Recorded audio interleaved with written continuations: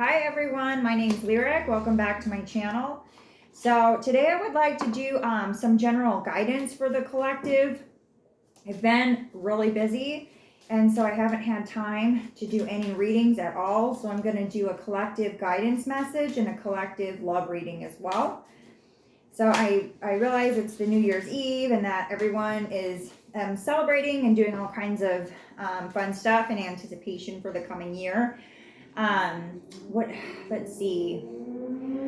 So I've had some mixed feelings about what's coming in the future. I would like to hope that things in the future are going to be better, but that's not always the case. So let's get started with one of these angel oracle cards. Unlimited ideas.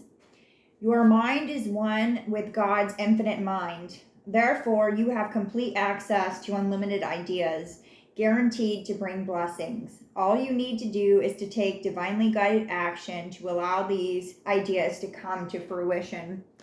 So I think that this is a card just to remind us that during our hardship times or when we're struggling, that we can tap into our imagination, we can tap into prayer, we can sit in meditation, and we can connect with divine source and find those answers that we're looking for, or look that inspiration that we might need.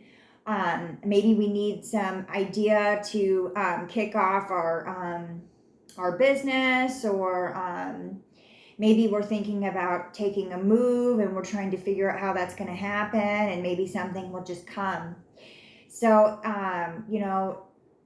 no matter what, life is full of challenges. That's unavoidable. There's nothing we can do about that. But we do have resources, literally at our fingertips, if we're willing to accept that, and if we're willing to take on if we're willing to take the time to find these things out. So let's get started with the reading. So this is a general collective reading, guidance for the collective. Guidance for the collective.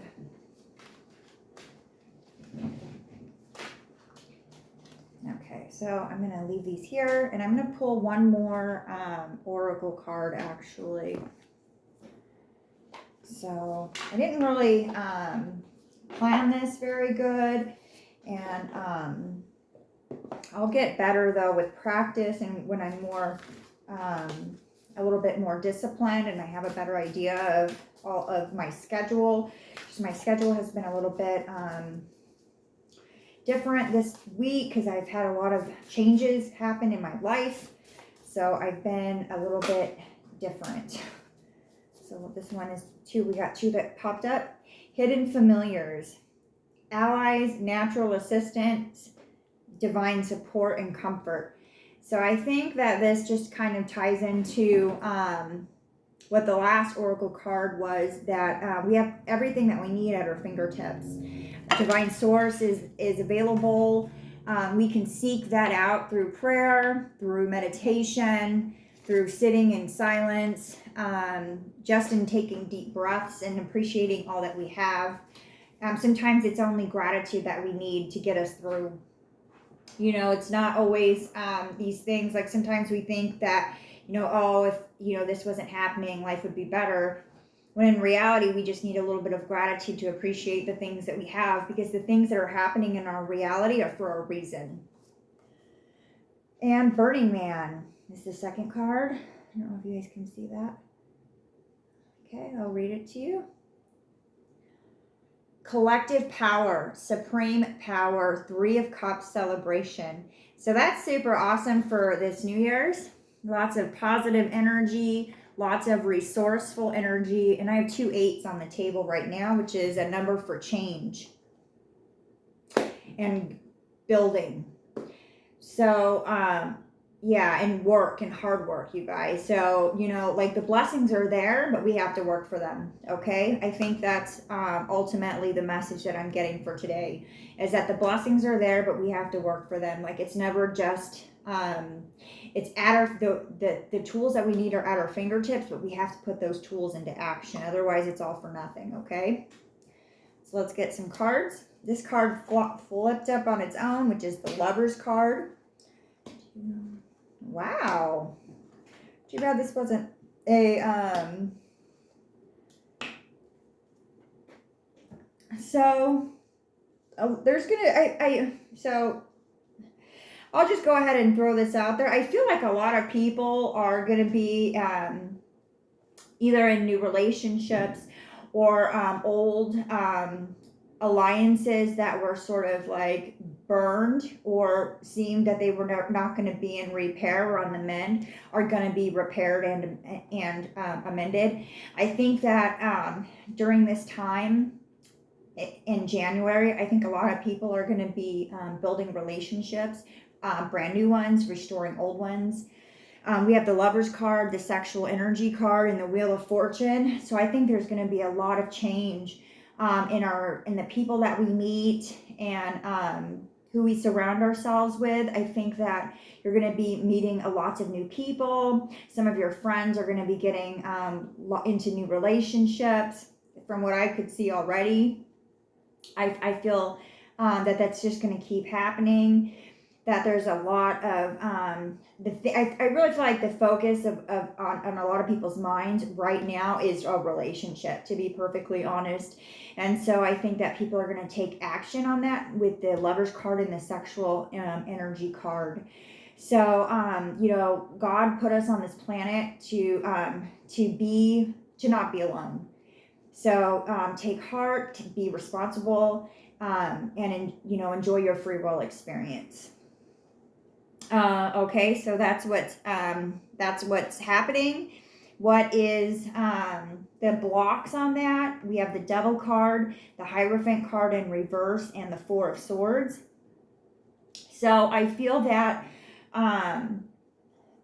let's see here, that in regards to maybe building that relationship, some of us could have been controlling, could have been addicted. I don't want to say having a sex addiction, but sometimes this Capricorn card, people say that it's a sex addiction card, but this isn't for a relationship. This is for general guidance.